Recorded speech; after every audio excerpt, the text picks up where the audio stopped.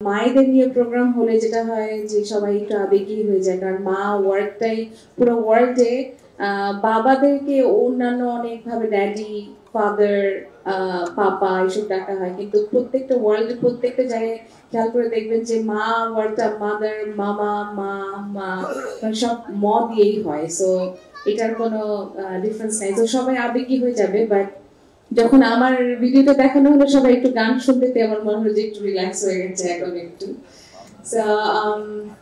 আজকে যখন এখানে আসছিলাম প্রোগ্রামে, আমি ডিসাইড করে আসছি যে আমি আজকে কোনো কান্না করবো না, কোনো ইমোশনাল কিছু হবো না, কারণ আমি এর আগেও কয়েকটা প্রোগ্রামে গিয়েছেন, আমি কখনোই ঠিক মতো কথা বলতে পারি না। আমি আর সীমা বসে বলছিলাম যে আমরা কি বলবো, কারণ আজকে এত গুণী এবং সম্মানী মানুষদের মাঝখানে আমি এবং আমার পরিবার, আমার বাবা আছে, আমার মা আছে, সবাই বসে আছেন। আমার ভীষণ মা তো গর্বিনী মা, তারা সবার উপরে, কিন্তু আমি নিজে অনেক গর্ববোধ করছি যে এদের মাঝখানে আজকে আমাকে আমন্ত্রণ জানানো হয়েছে এবং আমার মাকে অ্যাওয়ার্ড দেওয়া হচ্ছে।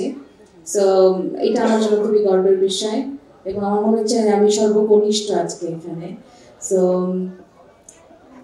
মাকে নিয়ে বেশি কথা বলার কিছু নাই, সবাই যেরকম বলছে সংগ্রামের কথা, প্রত্যেকটা মাই তাদের বাচ্চা জন্ম হওয়ার পর থেকে একটা সংগ্রামের মধ্যে দিয়ে আসে, যে বাচ্চাকে বড় করা, ছোট করা, সমস্ত স্যাক্রিফাইস সবকিছু মায়েরাই করেন আর কি। বাবারাও করেন অবশ্য, আমি সবসময় মায়েদেরই ক্রেডিট দিতে চাই না, বাবাদের সাপোর্ট না পেলে কিন্তু মায়েরা অত দূর যেতে পারে না।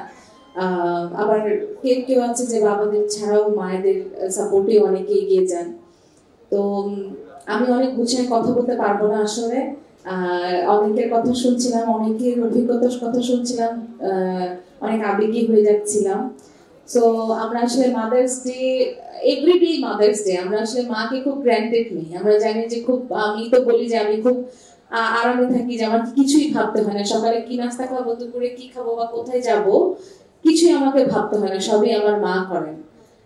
তো আমি ভীষণ লাকি যে আমি এখনো আমার মা বাবার সান্নিধ্যে আছি, আমি খুবই সৌভাগ্যবান নিজেকে মনে করি।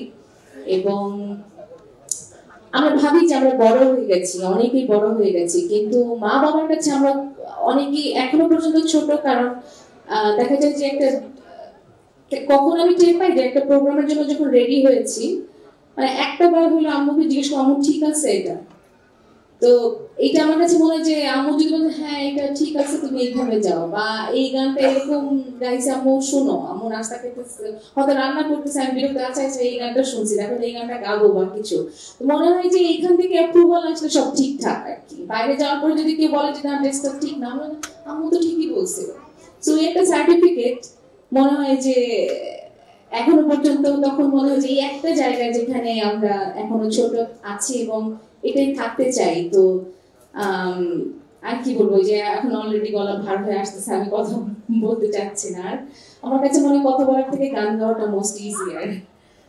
তো মাকে নিয়ে আমার 2-3টা গান আছে, বাট আমি আজ পর্যন্ত কখনো কোথাও কমপ্লিটলি গাইতে পারি না এই গানটা, একটা গলাটা জড়ায় আসে। একটা গান আছে আমার, খুব রিসেন্টলি গেয়েছি, আরেকটা গান আছে সেটা আমার মার খুব প্রিয়, বাট এখন যে কথাটা বললাম এই কথাটার সাথে এই কথাটা রিলেট করে। প্রিন্স মাহমুদের লেখা একটা গান, গানে একটা ওয়ার্ড আছে এরকম, আমি বুড়ো হয়ে গেলেও মার কোলে গিয়ে শুভ, মা কপালে রাখবে হাত, সব ক্লান্তি গুলো ধরো। আচ্ছা আরেকটা গান আছে, ওটা আমার মার প্রিয়, ওটা আমি একটু গাই। 10 মাস 10 দিন তোমার অংশ ছিলাম প্রতিদিনই, দিলে দিলে হলিনি গো গর্ভধারিণী,